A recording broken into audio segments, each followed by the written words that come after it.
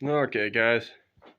Just got cleared out like a bunch of stuff just to get to the back of the shed so I can pull out my snowmobile before it snows.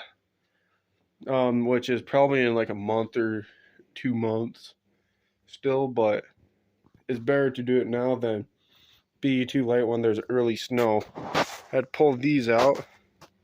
And then I sold a big go-kart to my brother Gareth for 75, which I took a loss for because, well, I just wanted more space. It was about the size of a little better than the size of the snowmobile. Um, yeah, it was probably the length of the snowmobile, a little bit wider, and it was probably about. So see where the sled is? It's probably the height of. It's probably about a little shorter than that window where my finger is. So that's a good. About 5 feet 8 or something. So it was a tall go-kart. It wasn't something to mess around with. And then I hope to get my motorcycle running. These mini bikes, they're really rare. This one's a 1972 Gemini SST.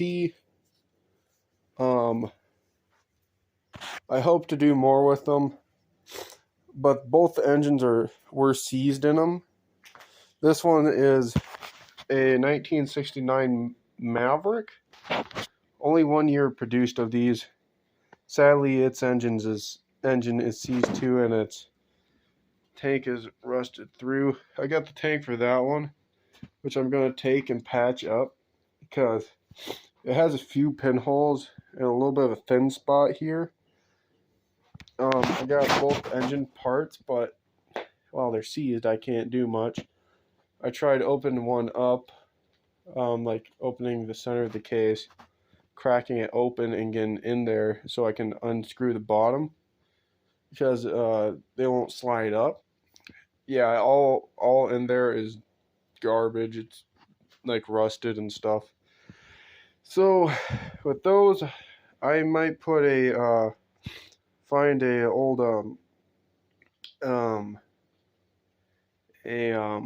what is it called, a Z50 engine in one. Then in another one, which would be that one, I'd probably put in because you gotta modify the frame for a Z50 build. So I'd probably use the 72 here, the SST 72. Well, the full name is a SST 50, but with that one, I'll probably modify the frame so I can fit in that. I don't think this one should have too many problems taking in an old GY6 engine. I think it's a GY6 is what it's called.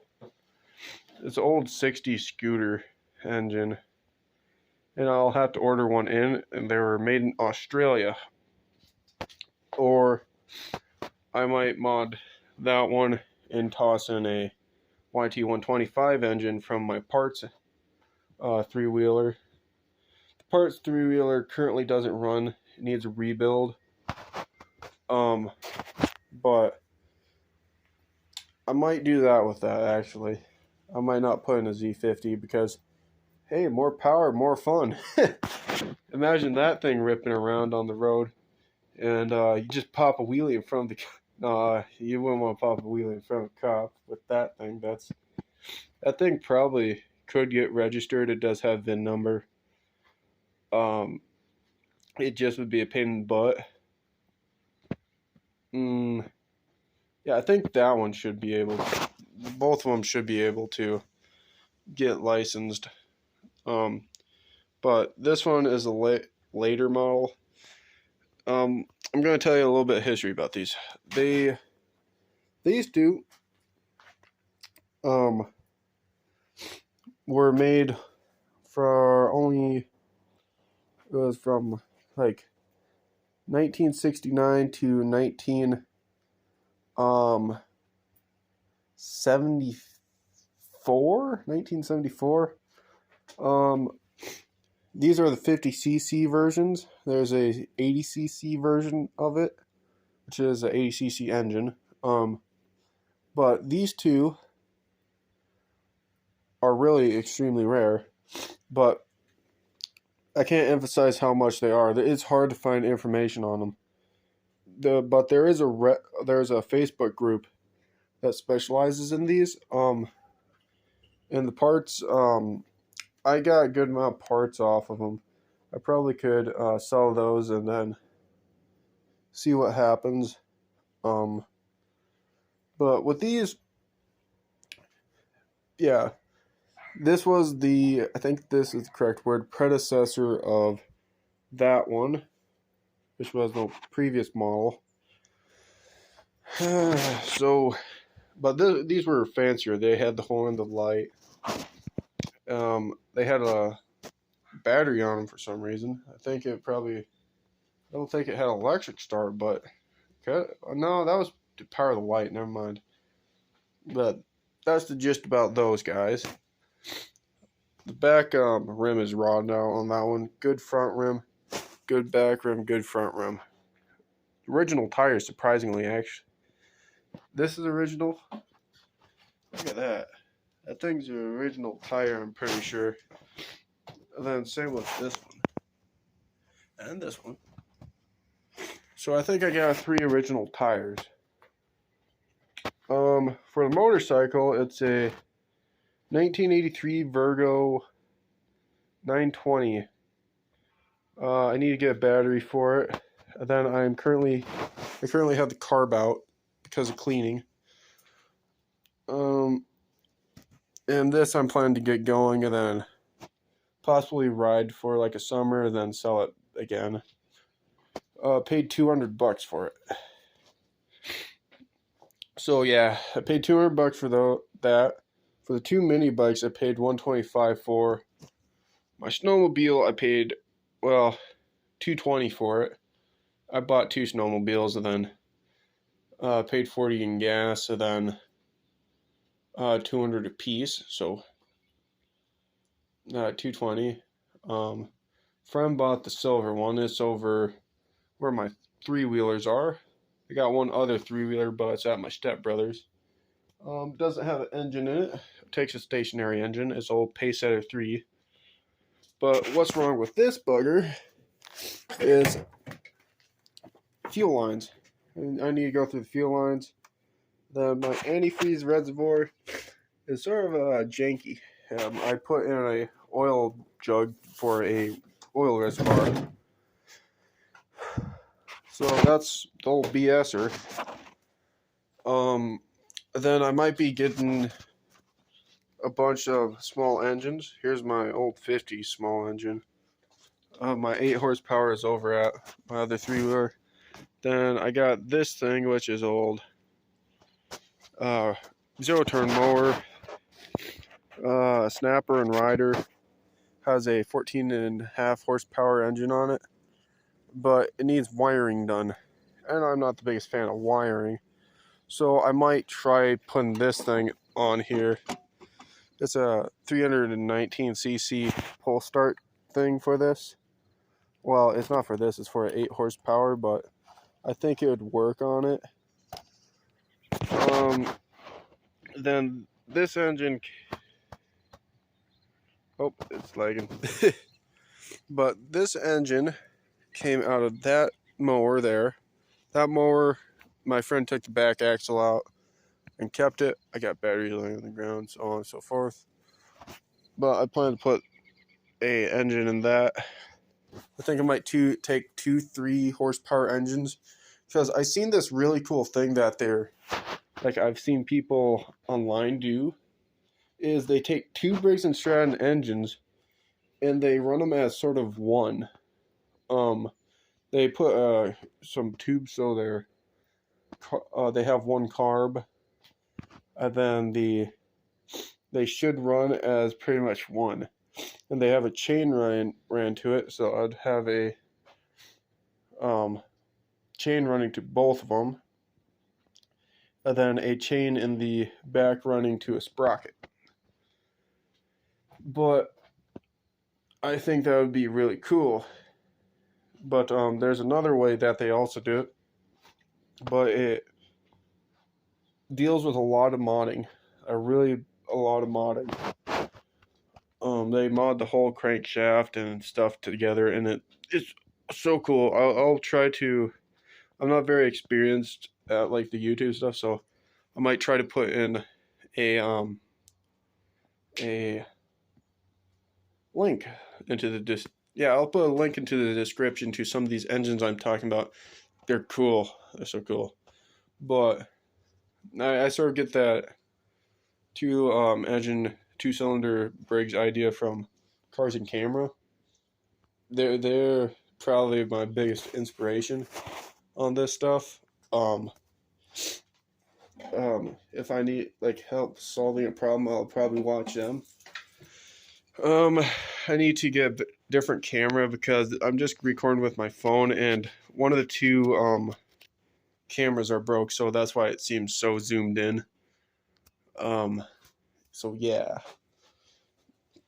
But that's sort of just a little walk around of my shed back here. Some of my stuff, some of that is going to the dump, and taking some of the stuff to the dump. Yeah. So this is going to the dump. Those bikes are going to the dump. A few different things are going to the dump. It's just that I need to get wait until like the thing is open. This is my good tube for the these guys down here. One of them was completely rotted out, but it's really cool. Like I can't say how much I fanboy over these things. I had my dad take me up to Jamestown. It was his visit because my parents are like not together. But this and the other one, I had my dad take me up there or whatever because we were in the motorhome. I paid the guy $125 and we tossed him in the back of the motorhome. And because I thought they were Z50s, I did have one Z50 at the time. The frame was cracked pretty well. Oh, lovely. My friend spray painted a lovely picture there, but at the time,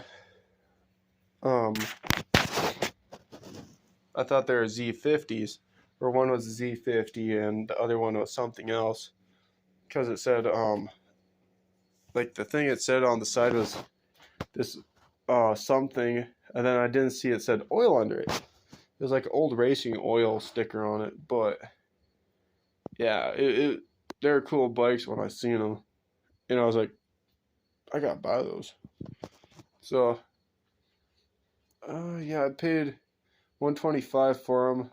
I paid my dad $25 in gas, and I paid $100 for them right off the bat, $50 a pop. And then I got another mini bike, black mini bike with a 6.5 horsepower Briggs and Stratton Hemi version, and a torque converter, and that's over at my friend's. My friend is Derek. For your information, guy that I ride 3-wheeler, 4-wheeler with.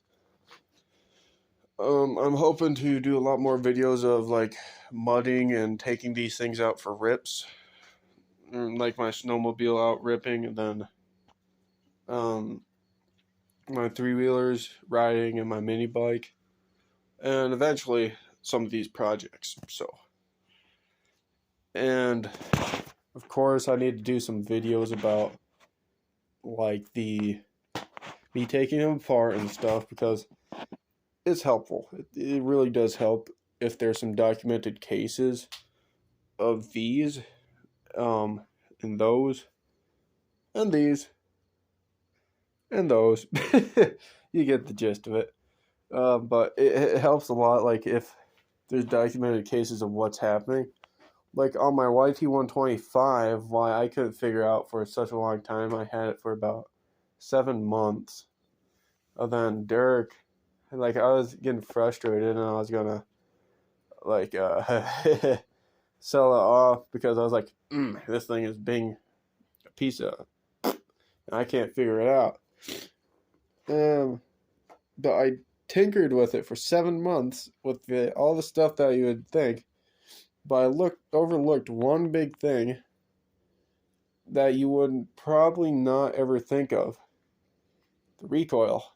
You gotta make sure your recoil's on correctly, because the recoil was spinning the thing backwards, the whole engine backwards, and it was not running. So that's the gist of that. Ski-Doo, I ran it last winter only once. And first thing I had to do with it was go get Derek unstuck, because he got the silver one stuck. That was a Ski-Doo, 1990 Ski-Doo, Formula MX with the 473 in it. I think it was a 473 or a 4. No, it's a 463 is what was in it. And that was a fun sled, but this had seized carbs when I first bought it 2 years ago. I let it sit for a year, and then that's why I'm pulling out. Well, that's why it has seized carbs. Could not get the things unstuck, so I went out and bought some new carbs. Put them in there, and it turned out that they were the newer model carbs, so they're 2 millimeters bigger.